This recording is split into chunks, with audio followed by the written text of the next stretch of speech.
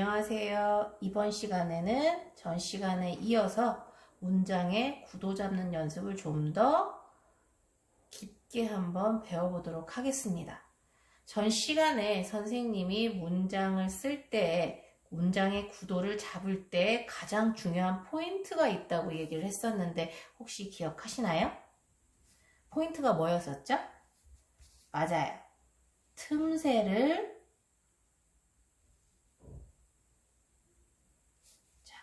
틈새를 공략해서 써라. 틈새는 글씨를 쓰고 나서 다음 글씨를 쓸 때 전에 썼던 글씨의 빈 공간들을 갖다가 공략을 해서 쓰는 걸 틈새라고 얘기를 했었죠. 그래서 틈새를 공략하는 것이 중요한 포인트라고 얘기를 했었어요. 그래서 여러분들이 문장을 쓸 때에는 글자가 하나의 덩어리로 보이게 할 수 있게끔 틈새를 공략해서 틈새에다가 단어들을 갖다 배치를 해서 하나의 문장으로 보이게 문장의 구도를 잡아주시는 것이 중요합니다.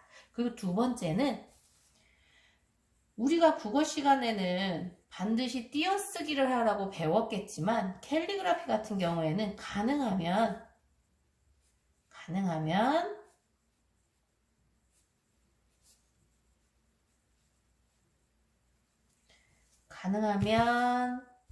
띄어쓰기를 하지 말아라.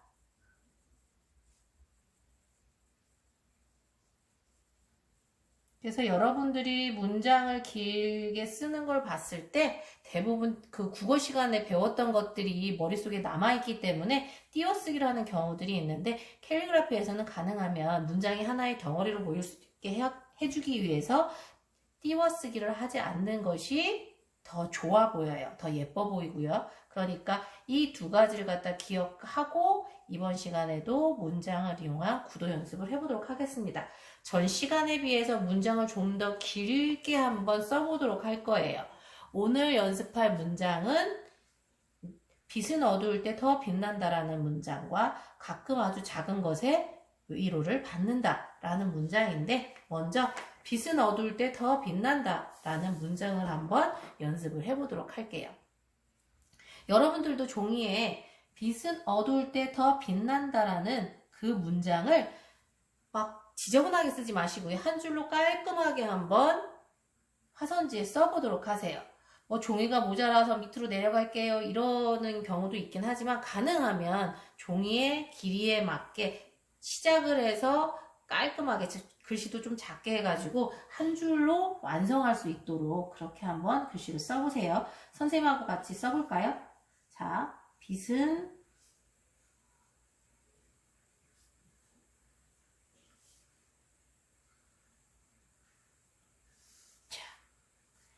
전 시간에 또 선생님이 문장을 쓸 때에는 그 문장에서 강조하고자 하는 단어들을 좀 크게 써주거나 두껍게 써주거나 길게 써주면 내가 이 문장에서 보여주고 싶은 특히나 내보이고 싶은 단어들이 무엇인지 한눈에 알아볼 수 있다라고 얘기를 했었는데 선생님도 지금 문장을 쓰면서 길게 써주기도 하고요.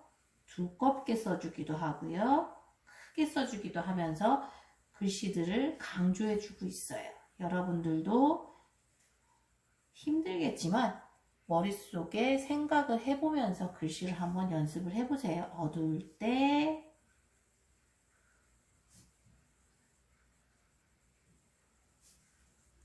더 빛나야 되니까 더자를 한번 좀 더 크게 써볼게요. 더 빛난다.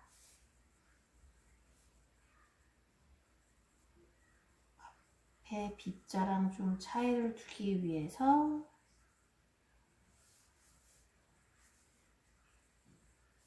비읍을 좀 달리 써봤어요.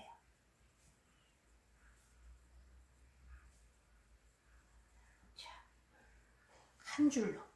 한 줄로 깔끔하게 썼었죠? 그럼 이 한 줄로 쓸 때에는 밑에 단어들이 오지 않기 때문에 글자들이 오지 않기 때문에 길게 써도 되고 크게 써도 되고 아무런 제약이 없지만 이 문장을 두 줄로 쓸 때에는 바로 밑에 문장들이 따라오기 때문에 길게 써준다거나 뭐 크게 써준다거나 할 때 그것들을 갖다 밑에 오는 단어들에 대한 배려로 그런 것들을 좀 조절을 해주셔야지 구도를 잡을 때 좀 유리한 면이 있거든요. 그러면 두 줄로 잘라서 한번 글씨를 써보도록 할 건데 어디에서 자를까요? 보통 빛은 어두울 때라고 해서 잘라주기도 하고요.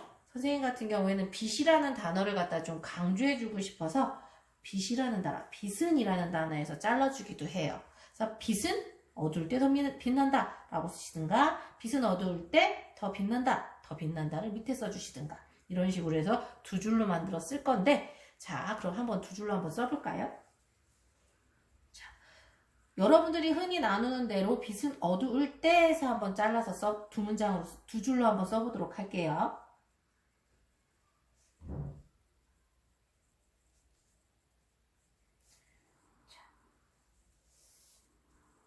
빛은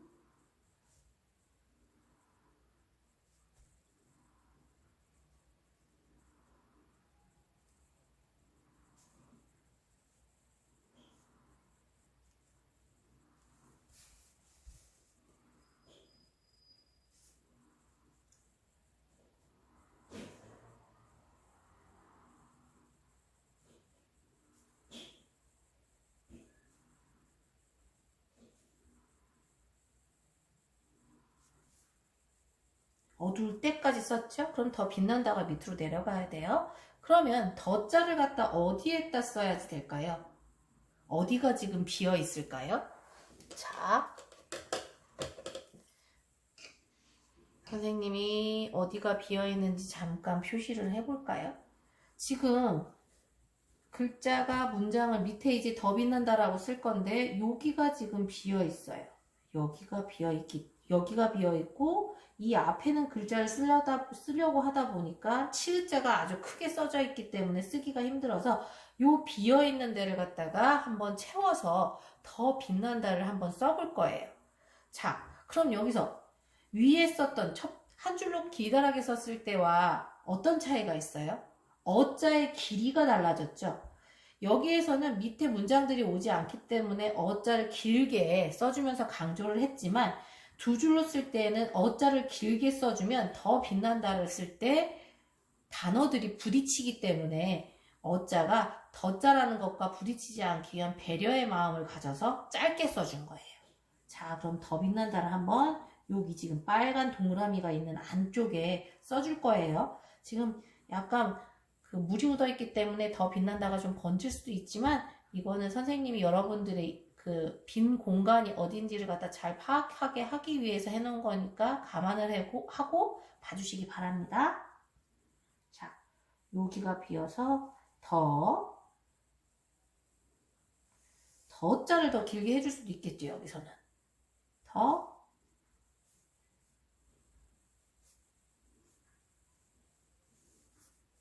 빛난다.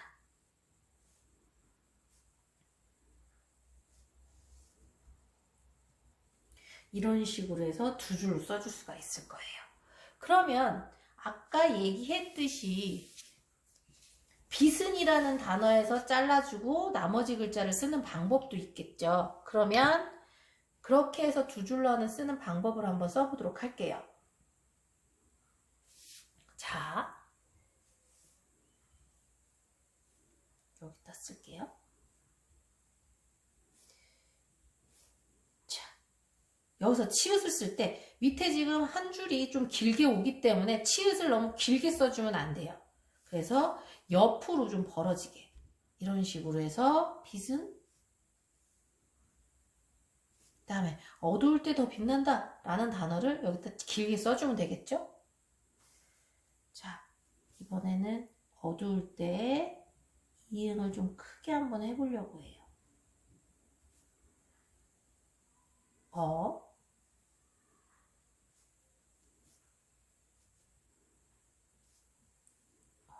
때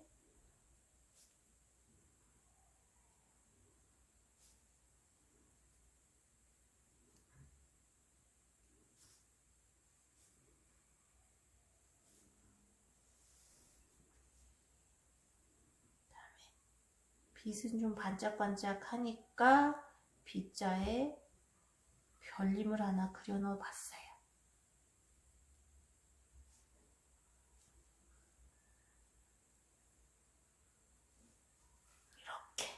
이런 식으로 해서 문장을 쓸 수도 있다는 얘기예요. 어떤 디자인이 더 마음에 드는지는 본인 취향에 따라서 다르니까 비슨해서 잘라주시든지 아니면 어두울 때까지 쓰고 다음 나머지 글자를 밑으로 내려주시든지 그거는 여러분들의 생각에 따라서 판단하에 글씨를 써주시기 바랍니다. 자, 어때요?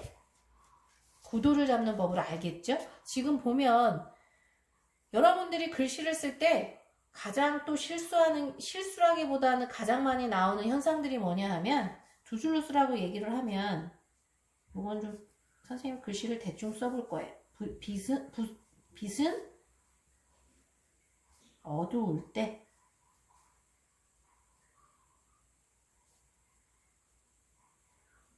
그 다음에 여러분들은 줄 그어있는 노트에 써본 경험들이 너무 많다 보니까 여기에 줄이 한 줄 딱 그어져 있다고 생각을 해서 그 다음에 한 줄 띄워놓고 쓰는 것처럼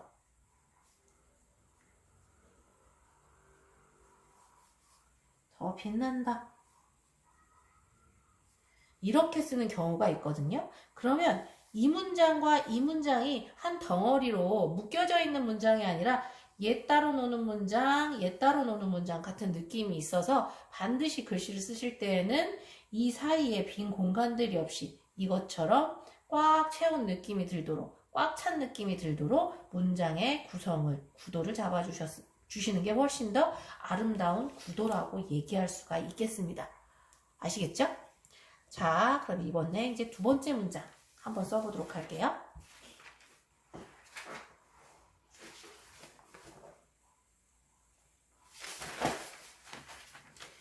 자, 두 번째 문장은 아까 얘기했듯이 우리는 아주 작은 것에 위로를 받는다. 가끔 작은 것에 아주 작은 것에 위로를 받는다 라는 문장을 써보도록 할 건데 지금 여기에는 선생님이 첨부되어 있는 프린트물에는 두 줄로 썼지만 처음은 그냥 한 줄로 한번 써보도록 하겠습니다. 자, 가끔이라는 단어가 가장 포인트인 것 같아요. 이 문장에서는. 그래서 가끔을 좀 포인트 있게 써주시고요. 가끔. 자, 끔자를 써야 되는데 어디가 비었을까요? 지금 여기가 비었죠? 그래서 쌍기역에 기역 하나가 이렇게 들어가는 거예요. 가끔. 자, 아주 작은 것에 아주의 이응은 사각꼭지 달려있는 이응으로 한번 써볼게요. 아,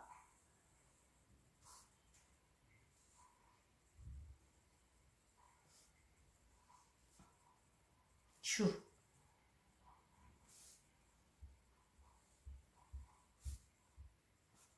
지읒이 반복적으로 나오니까 똑같은 모양보다는 좀 다른 모양으로 써주는 게 좀 더 임팩트가 있어요. 작은, 아주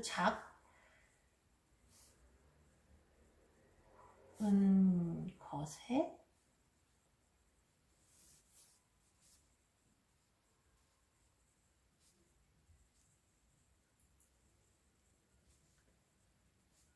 위로를.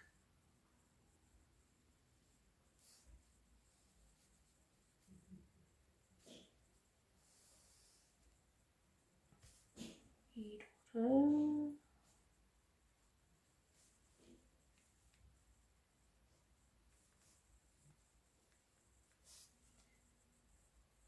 받는다.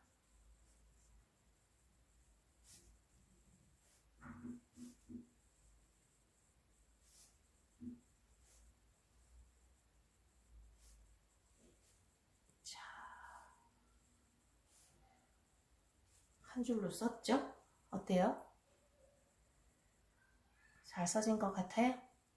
여러분들도 잘 써졌어요?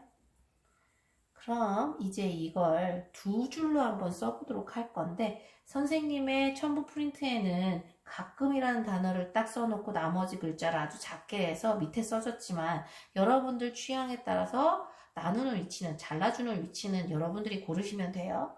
그러면 이번에는 여러분들이 가장 보편적으로 많이 자르는 위치는 어디인가 하면 작은 것에서 자르겠죠. 이렇게 이런 식으로 해서 두 문장으로 만드는 건 그런 방법이 있을 거예요. 그러면 한번 두 문장으로 한번 써보도록 할게요. 아까 얘기했었던 틈새를 공략하고 띄어쓰기 하지 말고 라는 거 두 가지를 염두에 두면서 두 줄로 한번 써보도록 할게요. 가끔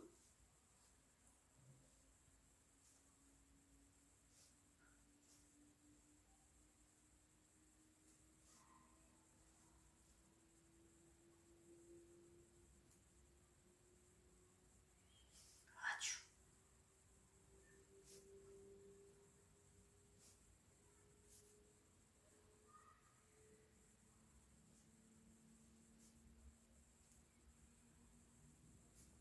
작은 것에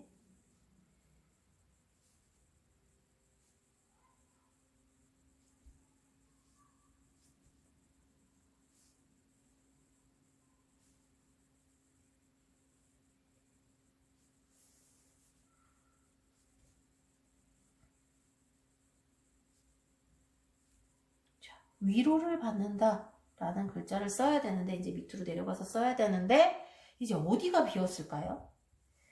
여기도 비었고요. 여기가 비었고 여기도 비어 있어요. 지금 비어 있는 곳들에 동그라미를 한번 쳐봤어요. 그러면 위로를 받는다라는 단어를 쓸 때 요 가운데 딱 들어가는 것이 좀 더 구도가 안정적으로 보이겠죠. 위로를 받는다가 가짜보다 위자가 가짜보다 앞으로 나가게 되면 아마 받는 다자가 한 이 정도에서 끝날 것 같아요. 그렇게 끝나게 하는 것과 여러 가지 한 세 가지 방법으로 써볼 수가 있겠지만 가장 보편적으로는 이 부분보다는 이 두 번째 그 빈 공간에다가 위로를 받는다라는 단어들을 쓰는 게 가장 안정적인 그런 구도가 나올 것 같아서 선생님은 두 번째 동그라미가 있는 부분에 위로를 받는다라고 한번 써볼 거예요. 자,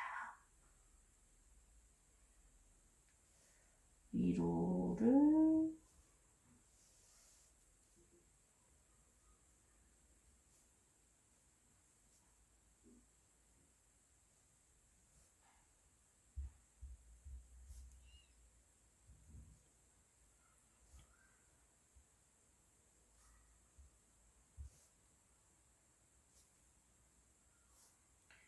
지금 빈 공간이라고 하는 동그라미 쳐져 있는 부분에 글자가 아주 딱 맞게 들어갔죠.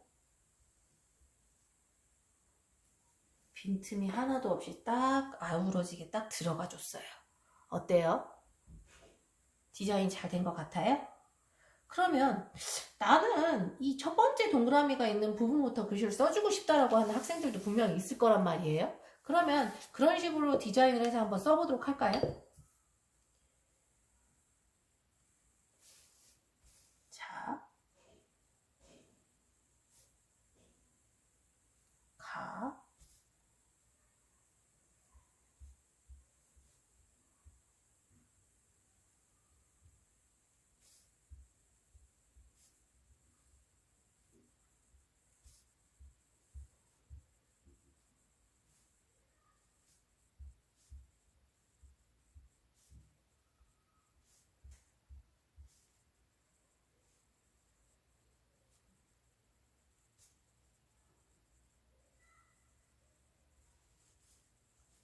거세. 자, 아까 동그라미 쳤던 부분들 똑같죠? 여기가 비어 있고요. 여기가 비어 있고 여기가 비어 있어요. 그러면 우리가 처음에는 아주 밑으로 빈 공간에다 글씨를 썼다고 하면 이번에는 가끔 쪽으로 해서 밑에 빈 공간이 있는 곳 이곳에다가 위로를 받는다를 한번 써보도록 할게요.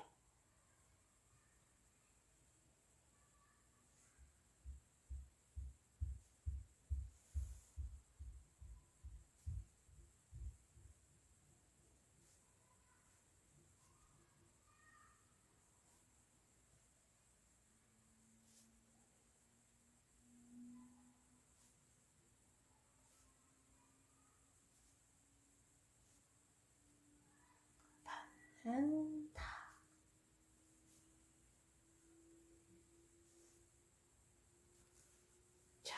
써봤어요. 어떤 구도가 마음에 드는지는 첫 시간에 얘기했듯이 글씨의 아름다움이라고 하는 건 개인적인 성향이 강하기 때문에 여러분들의 취향이 나는 이렇게 가운데 따곡에 쓰는 게 좋다라고 하는 사람은 이렇게 쓰시면 되고요. 나는 아니 이것도 괜찮은 것 같아 라고 하는 사람은 이렇게 쓰시면 되고, 아니다 나는 선생님이 나눠준 첫 번째 프린트홀에서 보면 가끔자만 써놓고 나머지를 작게 쓰는 요런 구도도 나는 요런 구도가 예쁜 것 같아 라고 하는 학생들은 이런 식으로 해서 써보는, 세 가지 구도 어떤 것이든지 여러분들이 원하는 구도를 한번 써보시면 내가 생각하는 구도 잡는 방법 이런 것들이 아마 터득이 될 거예요. 하지만 뭐 다음 시간에도 또 이어서 구도 잡는 법, 문장을 좀 더 길게 문장이 좀 더 길어지면서 구도 잡는 법들을 계속 배우게 될 건데, 그 구도를 잡을 때마다 항상 머릿속에 기억해야 될 것은 틈새를 공략한다는 것과 그 다음에 가능하면 띄어쓰기를 하지 않는다는 것. 지금 선생님도 여러 가지 방법으로 문장을 썼지만 어디 한 군데에 띄어쓰기를 하지 않았어요. 이걸 띄어쓰기를 하게 되면 통으로 보이는 게 아니라 글자가 따로 노는 느낌이 있어서 항상 이 두 가지를 갖다가 머릿속에 기억을 해두시고 문장을 구성해 보시는 연습을 집에서도 꾸준히 해보시기 바랍니다. 다음 시간의 준비물은 똑같이 화선지와 화선지와 수채화 물감과 붓만 있으면 되고요. 집에서도 오늘 써봤던 방법들을 여러 번 연습을 하면서 다음 시간에 좀 더 그 완성된 작품들을 나오게 할 수 있게끔 노력을 많이 해주시기 바랍니다. 그동안 이 시간 수고하셨습니다.